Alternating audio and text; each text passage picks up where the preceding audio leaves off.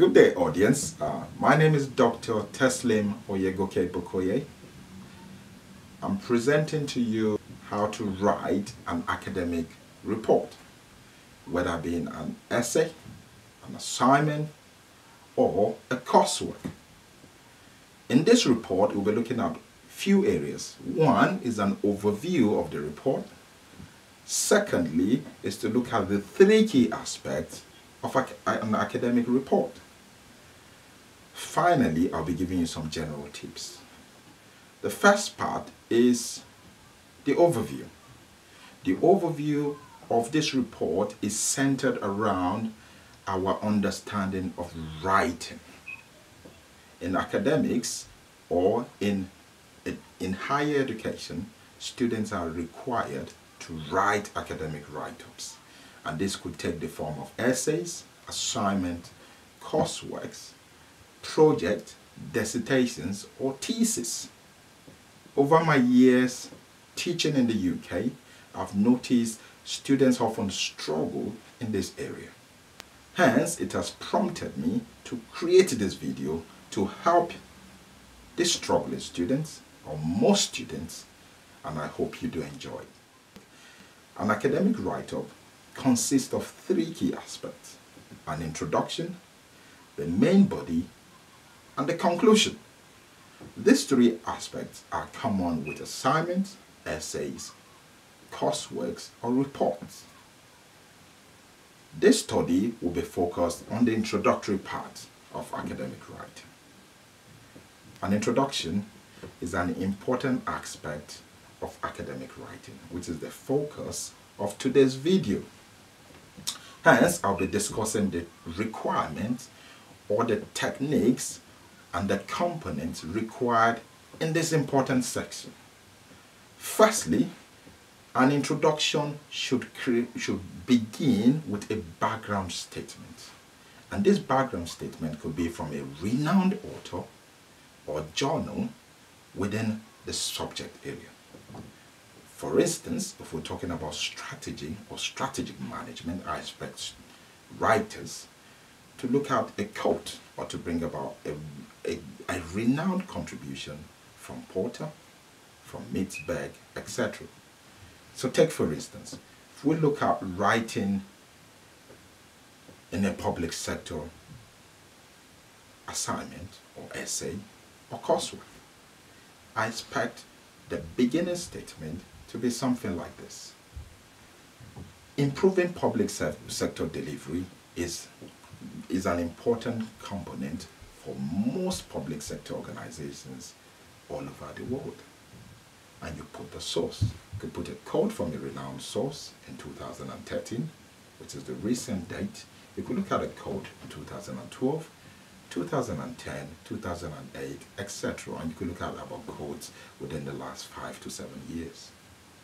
Secondly, you talk about the description of the study area or the description of the subject area. Here, you look at the historical trends over the years, beginning from 1970s, you could go into 1980s, 1990s, 2000, until date.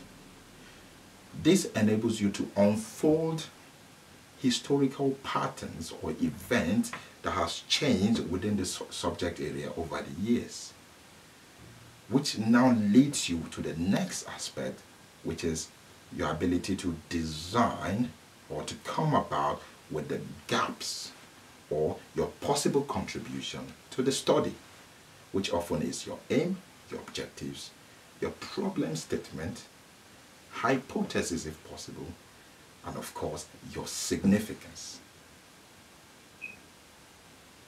Having said that, some reports might require you to write a brief description of the methodology, which is the method you will use to address the identified aims and objectives above. Finally, your write-up should end with the structure of the report or the reader's guide. This clearly portrays the various aspects or chapters or subtopics or areas that you have covered within the report. A Quick recap. Like I said earlier, an introduction is very important, and we need to understand the various components that I've discussed. Firstly, I said the background statement is important, a clear statement of what the study is about from a renowned source.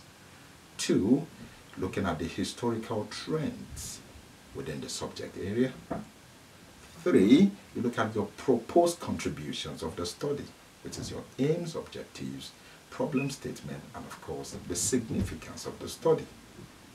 You now, in some other report, you're required to write the methodology used in the study. Finally, you discuss your reader's guide or the structure of your report. Take note of the following. The flow of an introduction needs to be clear, creative, and concise. An introduction should avoid time wasting and not discuss irrelevant points. An introduction should be well presented with good grammar and of course good paragraphs.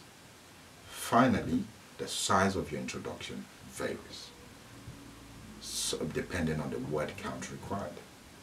In some introduction you could write it within a page, some you could write more than a page, and of course you could write half a page. The ability to bring about all these important components within a page is very significant. Thank you for listening.